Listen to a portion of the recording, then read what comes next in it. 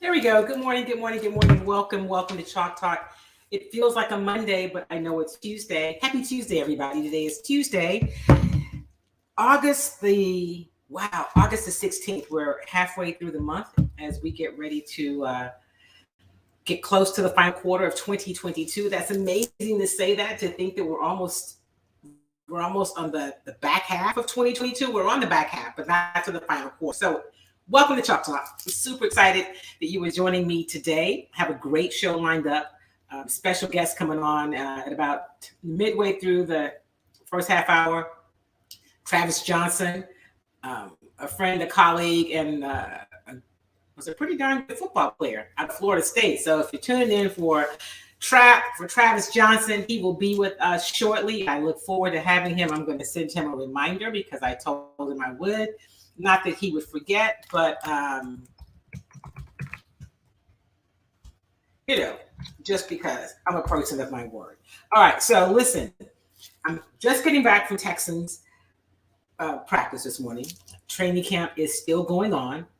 They, of course, had their first preseason game on Saturday. They played host to the New Orleans Saints at NRG Stadium. Now, yes, the Texans did win, but if you follow Chalk Talk for any amount of time, you know that preseason wins and losses don't really matter. Although, as head coach Lovie Smith says, whenever they take score, you want to win. But really, preseason, if you win preseason, you get absolutely nothing. The way that you win preseason, that's a non-scoreboard victory, is by being healthy, by having moved your team to the next level from all of the practices and training and installations to be able to be ready to play for week one, to have your systems down and your processes and all those things in place and ready for when, yes, they're still keeping score, but these games really, really count. So, yes, they did beat the Saints. The fans love it because, as Coach Lovie said, whatever you're keeping score, you want to win. They did win on Saturday night, 17-13 against the New Orleans Saints. All right, so the thing that stood out the most in that game, to me, in terms of a positive, and to most people that were watching, was the play of rookie running back Dameon Pierce. He was the 4th-round draft pick, and he has been exciting in practice, and he did not disappoint in the game on Sunday. I'm going to let you hear from the rookie Dameon Pierce, but I wanted to, and I meant to have already pulled it up, was to pull up his stats from week one. All right. So let me let you hear first from the rookie Dameon Pierce. I will tell you his first run from scrimmage was 20 yards. And if you follow the Texans, you haven't really seen that kind of production in quite some time. Here is rookie running back Dameon Pierce. Intentions, so I can answer your question. A little bit, I won't be angry. I just be like, I'm just real passionate about what I do, and I feel like that shows on the field. What was the adrenaline like when you were just waiting for your turn to go out? Man, listen, I'm forget that first quarter. You feel me? First quarter go by. I'm still ain't in. So DB, y'all, if y'all know DB, y'all already know. Rook, you on dick. Man, you feel me? But like once I got on turf, though, I calmed down. I got my thoughts clear and just went out and did what I've been doing my whole life. We've been playing ball ever since we were little. So at the end of the day, you just gotta go do what you've been doing, man, and just try to have fun with it. So that was Dameon Pierce. So as you could see from the interview, he was authentically very, very excited. And he talked about being nervous. And one of the bites, I didn't play it there, but he said, I could hardly sleep. The last 24 hours have been crazy. He was super nervous. But if you saw the game, what you saw is that once he was on deck, and more importantly, once he was on the field, he performed. So I wanted to pull up his numbers. Here we go. So Dameon Pierce, he carried the ball 5 times for 49 yards. That was an average of just under 10 yards a carry, so 9.8 yards a carry. Listen, I'm not saying he's going to be able to average 9.8 yards a carry during the regular season, but what I will say is it was exciting to see how he hit those holes, his speed. He looked flashy and electric. When I say flashy, I mean the way he was able to make flashes through the line, not flashy in a negative sense. So that was Dameon Pierce. I think you're going to see a lot more from this rookie, and I would not be surprised if he's not quarterback one very early in the season. So here is head coach Lovie Smith talking about Dameon Pierce and what he saw in game one. His profile, he's fast, he's a smart guy.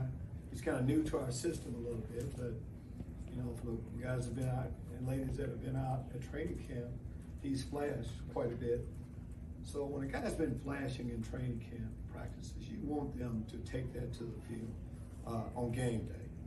I think, of course, I try to not to get too high or too low before I actually study the video, but we like some of the things he did tonight, just like we like what he's done in training camp. So that was head coach Lovie Smith, like he said, and that was before he had seen the tape, right? But after seeing the tape, talked to offensive coordinator Pep Hamilton today. They like what they see from him, but they also have to temper it, right? That was one preseason game. Yes, you've seen it, as Coach Smith said. If you've been to practice, which most of us that have been covering the team are at practice every day, or at least most days, and we've seen that. But he's got to stay with it through camp, and he's got to be able to do it in the games that really count. But so far, so good. Like, he's doing what he should be doing right. So that was exciting. All right. So listen, I want to remind you that Chalk Talk is brought to you by Kimmy Treats, right? Kimmy Treats is a title sponsor, if you will, at this point of Chalk Talk. We're starting the fall season and the fall campaign, and excited about bringing on new sponsors and advertisers. So KimmyTreats.com is a company that specializes in vegan popcorn. You can go online to KimmyTreats.com, and you can also find Kimmy Treats if you're in Houston in Sunshine's Deli. There are two delis in Houston. There's one not far from NRG Stadium in the Medical Center on Old Spanish Trail on OST, and the other is in Fifth Ward. So get your Kimmy Treats, go to the website, and let me say this. If you order the body butter from the website, because there's also the organic hand-whipped body butter. This time of year, just know that the body butter is going to arrive melted because it's so hot. Just pop it in the refrigerator, let it kind of reconstitute, take it out, and you got the same great product. Another sponsor I'm excited to share with you. They've been a part of supporting Chalk Talk for quite some time, but this is I Love Jinka, and they are really amping up what they do. If you're in the Houston area, you can find them in HEBs, and here's what you should know. Here at HEB, in the Healthy Living Department, the probiotics, you can find Jinka 7 days a week. Yeah. Look at that Jinka sale. Look at that Jinka. So that's I Love Jinka. LJ Williams, one of the founders. You've seen his wife, Kim Edwards Williams, on this show a lot of times. And that's their daughter, Ray, who they are bringing up in the business. So make sure that you support I Love Jinka. Listen, it's great for inflammation. It's a turmeric paste. And so turmeric is great for inflammation. Inflammation is really the root of all disease. So some of the successes that people have had from using I Love Jinka is improved cholesterol numbers, lower blood pressure, reduced inflammation, which has to do with which will impact your chronic pain, and a number of other things. People who are diabetic have had success in seeing their A1C numbers go down. So you can go to ilovejinka.com for more information, and you can also find them in HEBs pretty much everywhere. If you're in the Houston area, go into your HEB store, go to the healthy living section, and get your I Love Jinka today. All right. So back to the Houston Texans. We are going to talk about the Astros, but I'm going to put a pin in it for right now. After practice today, we did talk with Pep Hamilton and just about the offense in general. And listen, I heard some of over the weekend, I heard people saying, oh my goodness, the first team offense just did not look good. And what I would say is, I understand it's week 1 of preseason and they are, they know some things they have to do. They know probably all the things they have to do. It's a matter of doing them. I will tell you that my concern is still what you're going to see with the offensive line. The rookie Kenyon Green from my alma mater, Texas A&M, has not been, he didn't play. He hasn't been practicing. And I think they have high hopes for what he can do. I'm sure they still do have that, but they're trying not to make, any decisions like rushing players back. So then if they have recurring injury or they aren't able to play long term. So they need Kenyon Green to be able to get in some reps and get healthy and get on the field. But right now he is not. Here's Pep Hamilton today after practice. We have a chance to be a tough unit, but we have to be tough, smart, and disciplined at the same time. There were way too many times where we put ourselves behind the chains. I think we had more than 5 situations where we had over 3rd and 10, and that's not winning football. So we got to do a better job that way. But at the end of the day, for the first opportunity to go out and play in a real football environment, our guys showed that we have the potential to be tough. What do you want to see as you kind of amp up? Week 1, week 2. How do you see it, and what kind of things do you want to see? I think we have to mitigate the mistakes. We have to do a better job of not, putting ourselves behind the chain and just maintain a certain level of focus throughout the entire game. So that was Pep Hamilton, the offensive coordinator. After practice today, they are still in training camp mode for the next few weeks. The team will travel to Los Angeles later this week to play the Rams, the world champion Rams, if you will, in game 2 of preseason, and we'll see what comes out of that contest. So, listen, there are some, it's preseason, and as I mentioned, one of the keys is to be healthy and to not lose anybody, the big injuries during this ramp up to the regular season, and to really determine what your roster is going to consist of, right? Who's going to make the final cuts, right? What you're going to look like at offensive line.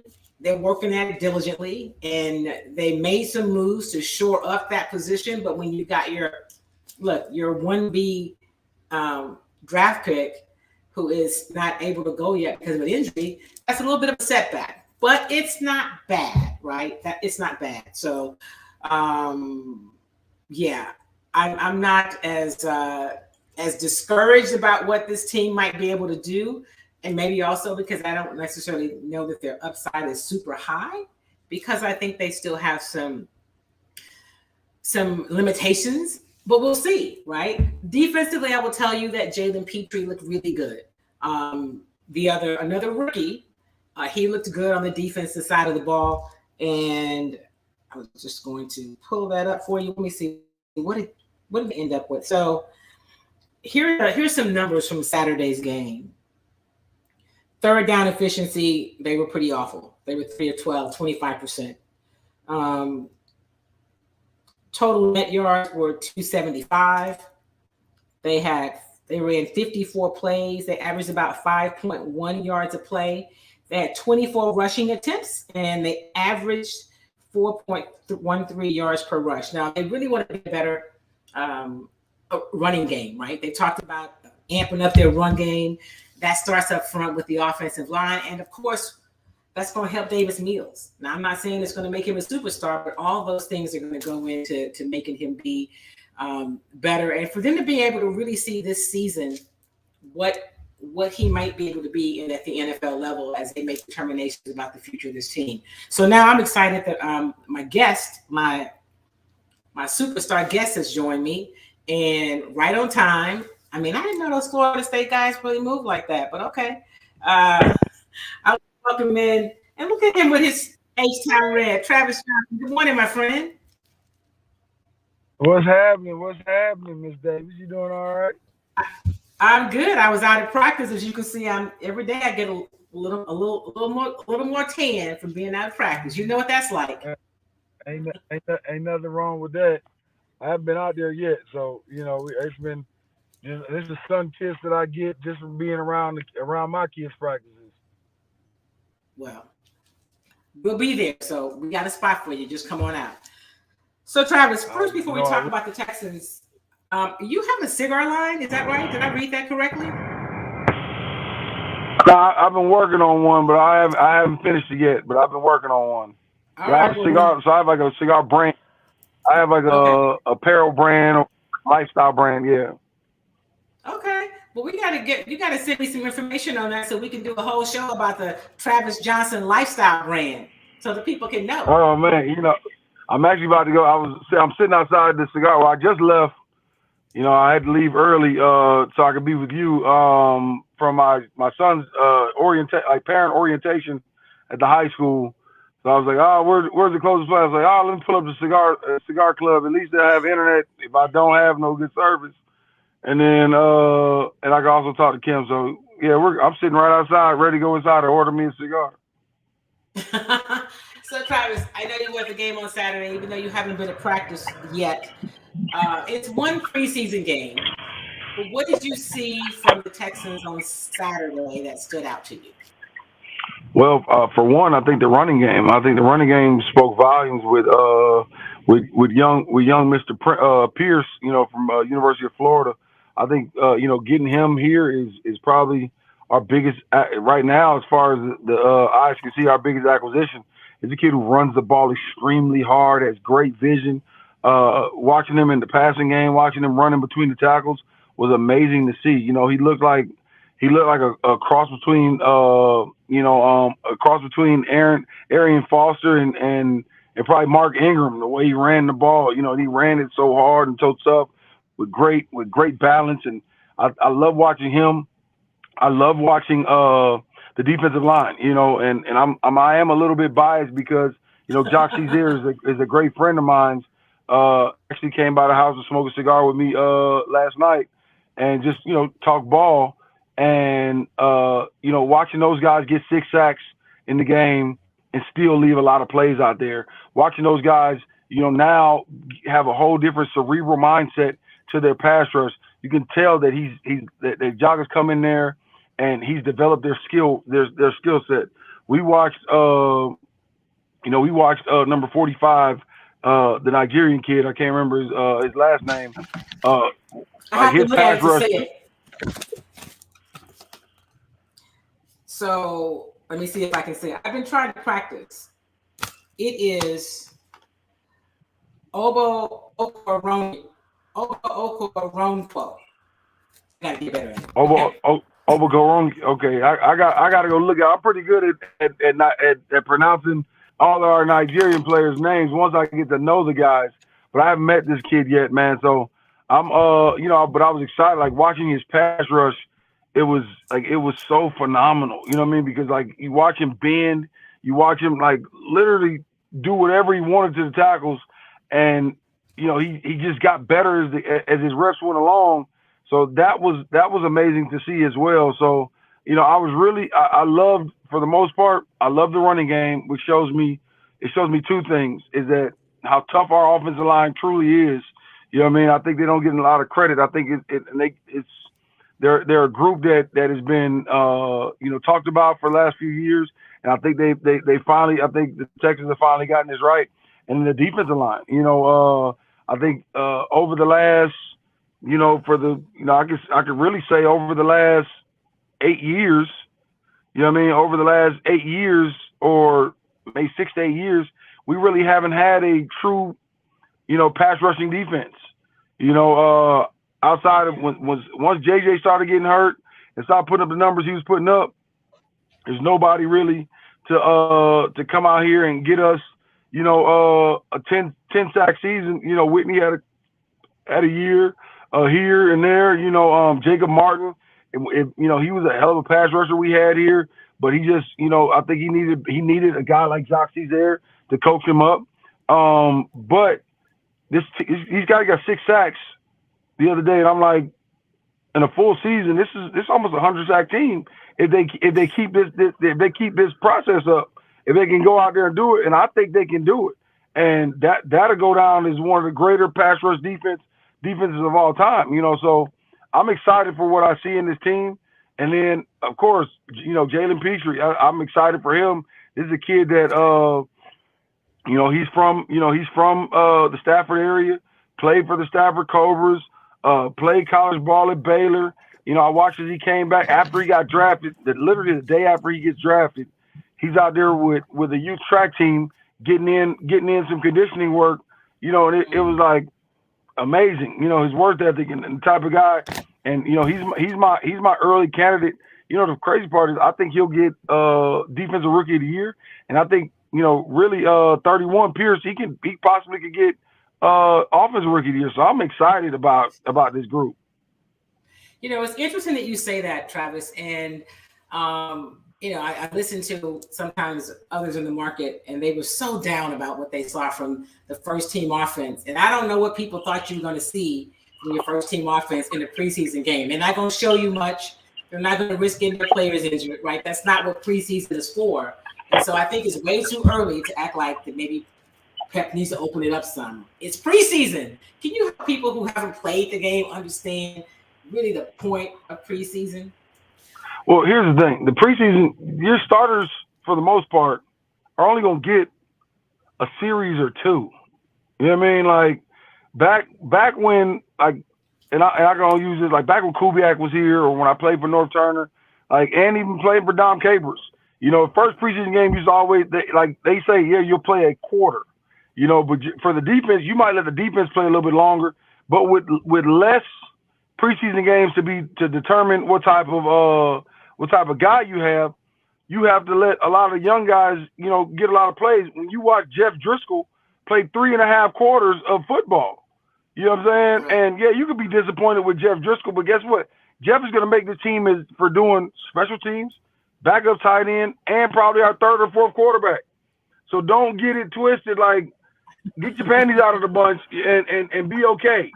Because at the end of the day is, what did we watch with this offense? We watched them for the first time in a long time since Arian Foster was here.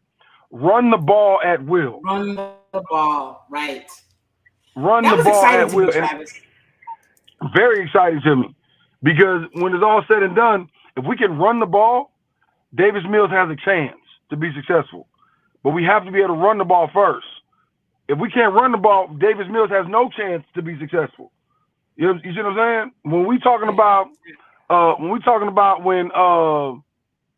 even when Ford was here, Ford's best years came when we were moving the ball a little bit. You know what I mean? We had 4 wins when he was the QB the last year, a couple seasons ago. We couldn't run the ball worth a damn. So when you're talking about actually being able to run the ball on the people, like from all game long, there's at no point did we say we couldn't run the ball. Yeah, they stalled here and there, but as far as I'm watching it, and even talking with like Andre and talking with some other guys, if we set our mind as an offense this year, say, you know what, we're going to pound them. We're going to run this ball, play action pass, get Davis Mills involved with little stuff, and then pick the big stuff. If they have that mindset, we're going to run the ball first, I think this team can go a long way and be one of the surprise teams of the football season, because we have the talent and we have the players to line up, put 7, 8 in the box, and run the ball down people's throats.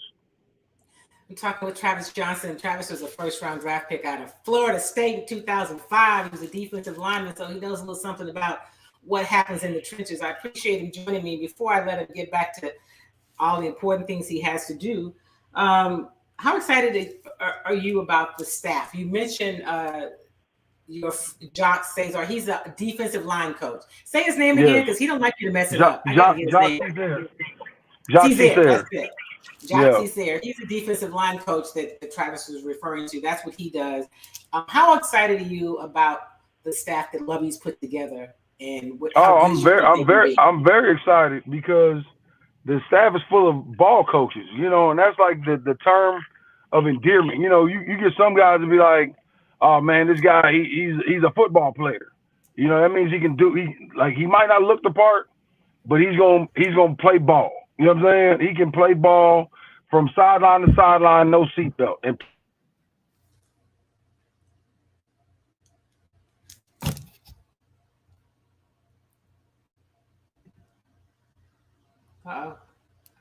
Make sure I didn't lose you. You know, a whole little internet situation. can you hear me now? Yeah, I got you.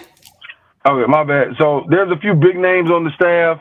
When you talk about Lovie Smith and you talk about Pep Hamilton, who are big names in the business, but when you go down their coaching roster, these are ball coaches. These are coaches that know the game of football and that can coach the game of football. A lot of misconceptions always come with big names, and they're like, oh man, I want this coach, I want this coach, I want this coach. But a lot of fans don't realize how many people in this league can't coach. You know what I'm saying? Like, they can't coach. Like, they really, like, they sit there and be like, oh man, I want this big name, XYZ. Well, XYZ can't coach to save his life. You know what I'm saying? But he's been in the business for 30, 40, 50 years. Why? Because his homeboy's always been the guy to keep hiring. You know what I'm saying? This roster wasn't put together with people I know and trust. Like, as far as like most coaches, they put together a staff of people they know and they trust, and they know won't stab them in the back. You know what I'm saying? Right. This staff is put together with guys I know, but I don't know. But guys I trust play ball because the people that I trust told me this guy coaches ball. When you sit there and you sit there on an interview process, and I mentioned Jock, he's there. Jock didn't know Lovie Smith before he got here. Jock didn't know anybody on his staff before he got here. His coaching interview, his breakdown of film, his breakdown of the players, his football IQ, his acumen for the game is what got him this job. And it's how it always should be. You see what I'm saying? It's how it always should be with coaches. If you can coach and you know this game, you should be able to be a coach. It shouldn't be, man, my last name, or hey, I'm the grandson of this person, or no, it's can you coach? And at the end of the day is this staff can coach ball, and they know ball. And that's why, for me, I am fully, like, I believe that this team is headed in the right direction. Will we win 10-plus games this year? I don't know. It's up in the air. You know what I'm saying? Can we? With the coaches we have, yes. With the players we have, it's a possibility. But I know for one thing, the coaches, the leadership in Nick Caserio and what Cal is doing and what Lovie is doing, I really believe that this place is set up to be successful. On that note, Travis Johnson, I appreciate you, my friend. I'm gonna let you go. I already had somebody say, hey, dropped in the chat and said, let me know about the cigars. So you got to send me some information on the lifestyle brand. We're gonna come back and talk about your lifestyle brand. I would tell you this, Kim, is that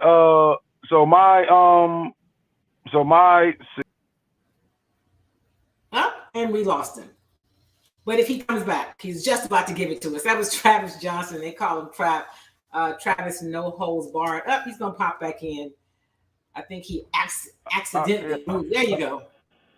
I don't know what just happened. My brand is called Cream. Cigars rule everything around me. So I got ashtrays, t-shirts, right now. I'm working on my own. It's not going to be called Cream. The cigar won't be called Cream, but I'm working on a cigar line right now, going back and forth Dominican Republic with Ken Hamlin, because Ken has his own cigar right now. So I've been working on it. I'm just doing the homework, doing the, trying to make sure I do it the right way, because the only way to do it is the right way. Because if you don't do it right, then nobody wants to smoke trash. So I'm enjoying the process. All right. Well, keep us posted, my friend. You're welcome here anytime, and I will see you soon. I'll see you later, Kim. Thank you for having me. All right. Thank you very much. That was Travis Johnson. We call him Crap. You can follow him on Twitter and on Instagram. He's pretty active. He's got a lot to say, and he's got a lifestyle brand called Cream. So we will keep in touch with Travis, and I thought he made some really good points. I mean, I have been impressed also with Lovie Smith's coaching staff. We know Lovie knows football, right? Pep Hamilton is the offensive coordinator. He's worked with Pep before. Pep is an HBCU grad. He went to Howard. The quarterback coach that Pep hired also went to Howard. There's a lot of diverse backgrounds on this staff, and Lovie did hire some brothers. I mean, I'm just telling you, you've got to be in the pipeline in order to ascend to these coordinator roles, which is ultimately how you're supposed to get the opportunity to be a head coach. And so Lovie's put together a staff that I'm excited to see how it pans out. I think they will do well with, they're in a rebuild mode, because the last dude, not David Culley, but the last guy that was here for any period of time, Bill O'Brien, he really decimated this team. What he did in terms of what he did to the roster was really bad. And what he did to the salary cap was just kind of unintelligent. So he wasn't a good coach. He wasn't a good general manager, and he wasn't a great person. I hear he's a great father, and that's awesome, but I don't know him as that. He's not my dad. I've heard he's a really great dad. But in terms of football, you can miss me on the whole Bill O'Brien talk. Anyway, thank you to Travis Johnson for joining us today. Hey, Dennis, great to know. Dennis says, I use Jinka. It works on my knees. That's great. And Charles, good morning. Charles says, let me know about the cigars. And of course, my sisters are here. Good morning, Sylvia. Good morning, Ellen. I hope Angel is doing well. Angel is with my sister this morning. And always good morning to my friend and former classmate, Dennis Glenn. I appreciate you guys being with me on Chalk Talk today. All right, so let's jump over and talk a little bit about those Houston Astros. So the Houston Astros are still in first place in the American League West. The Astros also have the best record in the American League. So if the playoffs started tomorrow, they would be the number one seed. The Yankees, they've been chasing the Yankees all season. The Yankees are 2-8 of their last 10. The Astros are 6-4 of their last 10. And many people say, well, look at what they've lost some games they shouldn't lose. So there are 45 games left, okay, in the regular season before postseason starts. That's about 15 series. If you go, it's about 3 series a game. You're not going to win every single game. And listen, I think I'm fairly objective. I make no bones about the fact that I'm a Dusty Baker fan. I like what Dusty does. And it seems like the people, I don't understand why Astros fans online, and I know that Twitter is not like the real world, but why they're so negative about Dusty Baker. It's just, let me stop tripping. I know why. But you know what I mean? I just think it's unfortunate. Okay, let me stop acting like I just don't know. But I'm at practice today, and I'm listening to more of the, man, Dusty blew the game last night. So here's what happened last night. Last night, the Astros were in Chicago, and they're playing the White Sox, okay? Let me go to what happened last night. So they were up the longest, up 2-0 for the longest, okay? Jose Urquidy was let me get back to yesterday's game, because I want to tell you the numbers, but I want to tell you the right numbers. I need to pull up the game. Okay, here we are. So the Astros led that game 2-0 until the bottom of the 8th. So in the 8th, the White Sox scored all 4 of their runs. All right. Jose Urquidy, who got the start, was having a good outing. And so there are some who say that they should have, Dusty should have left him in the game and to get one more out, because he only had 84 pitches. So let me say this. When you talk about managing pitch count, it's not just for, you say, oh, he only threw 94 pitches in this game. You're not just looking at the pitch count for the game, because you're managing for a season, right? Because you're talking about, we know we're headed to postseason. I need these guys' arms to be live and sharp when we get to postseason. And so maybe there's something that he knows, since he's done this a really long time, than so many people who watch it from the sidelines know. I don't know. I'm just willing, until I have a reason not to be, to give the expert the benefit of the doubt.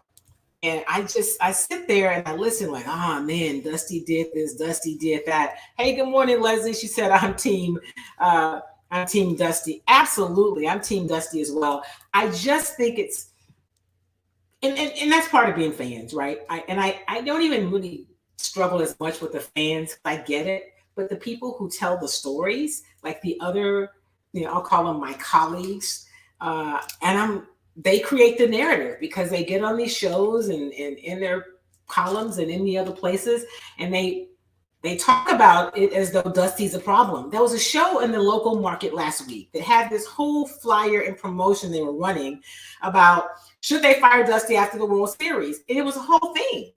And I was like, so how many games are you saying that Dusty Baker has lost you? And oh, by the way, this team's record right now is 75-42. They have a 641 winning percentage. All right.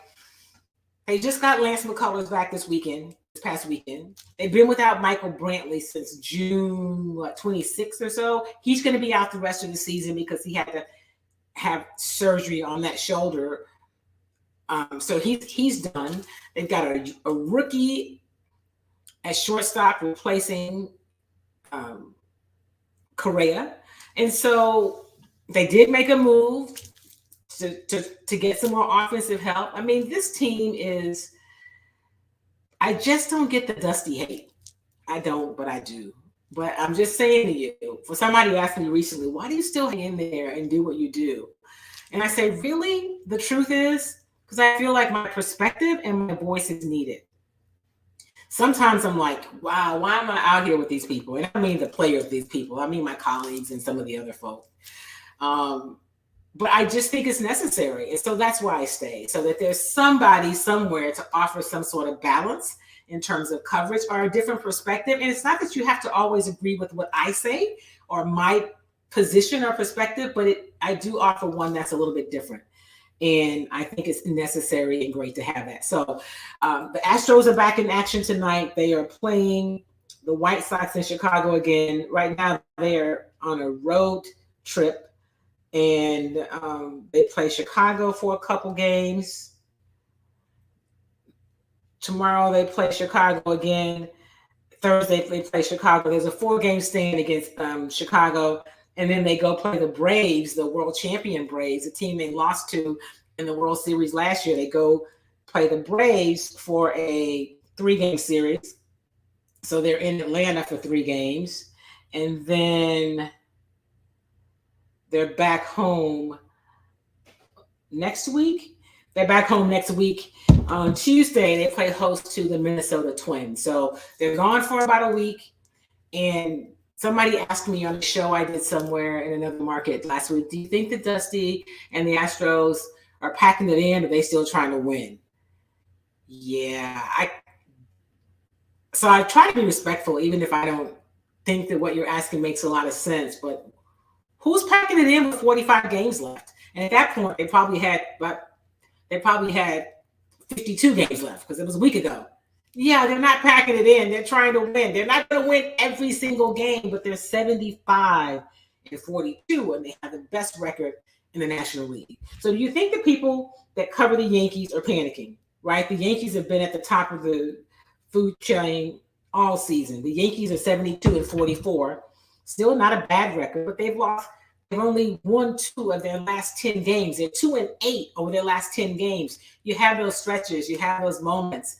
But I still think this Astros team has a shot. I think it has a good shot. And whatever it takes in terms of how Dusty manages this team so that they are ready and healthy for postseason, I'm all for that. And so, listen, I'd be bothered by the Dusty hate. Dusty is not. Right? You don't get to be where Dusty is and endure what he has in his career and persevere like he has to be bothered by what some local folk in Houston say. I'm just saying. So, hey, welcome, Michael Scott. Welcome to the show. What would have been the narrative prior to monitoring pitch counts? Pro Dusty as well. I didn't cover the game. They're on the road. So I don't really know. They also do they do some analytics about who's coming up and how many times the guy's been around, and there's numbers that indicate how somebody may do at this particular point in the rotation. So it could have been any of those things. And quite frankly, I haven't even read any sound bites. I haven't gone to look at the tape from Dusty from last night. I just have listened to what people out of practice and in the market have said. So that's a great question. Thank you, Sylvia, my one of my big sisters. I appreciate that. And Leslie says, please hit your perception spot on and need it. Yeah, others can come in and lose 75 games and nothing will be said. I said what I said. I get it too. Yeah, you're right. Thank you for that, Miss Leslie. It's just, we know that, but I will tell you that sometimes it just gets to be exhausting. You get the times you're like, are we still doing this? And the answer is yes, we are. But listen, that's why I appreciate all of you being a part of Chalk Talk. And I want to also remind you that if you're interested in being a part of Chalk Talk or supporting the work that we do here, the fall sponsorship campaign is started. Let me hear from you. You can drop me a note, a DM me on whatever platform you're watching, or you can email me at Kim Y. Davis, kim@kimydavis.com. Special thanks to a longtime supporter of Chalk Talk, and it is I Love Jinka. And so we'll wrap up today with letting you see another spot from LJ Williams and his daughter Ray about Jinka and where you can find it at HEB. Here at HEB, in the Healthy Living Department, the probiotics, you can find Jinka 7 days a week. Yep. Look at that Jinka sale. Look at that Jinka. Nothing like a good old family-run business. All right, that was Ray. She's going to be an amazing entrepreneur and CEO or something one day as she gets ready to start her third grade season this fall. I guess yesterday. So good luck to Ray this year at school. Hey, thank you guys for being a part of, I was about to say Jinka. Thank you for being a part of, yes, exhausting. You're right, Leslie. And Sylvia's another person that is a Jinka fan. For being a part of Chalk Talk, I appreciate you. Remember, a couple things I want you to know. COVID's still out there, right? It has not gone away. And so I encourage you to be vaccinated, to get vaccinated if you are not. And if you're vaccinated, go ahead and get the booster, all right, so that you can be protected, because clearly it is still with us. And if you are not registered to vote, go get registered. Like, it's super important, right? It's really important to be registered and to be informed so that you're ready to vote the next couple of months. Maybe you're in a place where a primary hasn't taken place yet, vote in that as well. But definitely get registered and take somebody with you. If you say, Kim, you've been preaching this registration thing for years on Chalk Talk, so I'm registered. Awesome, I appreciate you. Now go and get somebody else registered. And listen, I will never tell you who you should vote for, but I will encourage you to be informed. Find out who supports what's best for you and your family and your community. Right? Because listen, if you're worried about your roads, you got to vote. If you're worried about your taxes, you got to vote. If you're worried about what books your kids are seeing in school or not seeing in school, you need to vote. If you're worried about crime or healthcare, you got to vote. If you're worried about just infrastructure, you've got to vote. If you're worried about the parks in your neighborhood, you've got to vote. My point is, everything falls under the umbrella of our elected leaders in terms of how decisions are made and what decisions are made. So be a part of the process. I encourage you to vote, get registered, and be ready to exercise your right so that your voice can be heard and you can have some say in what happens in your community. All right, everybody. Thank you for being a part of Chalk Talk. Remember to support Kimmy Treats at kimmytreats.com, or either go over to Sunshines, and to make sure you support Jinka at HEB, or you can go to ilovejinka.com if you're in another part of the country. And you can get Jinka there. Make it a great week, everybody. I'll see you next Tuesday right here on Chalk Talk. And I'll see you on all my platforms throughout the rest of the week. Make it a great day. Intentions, so I can answer your question.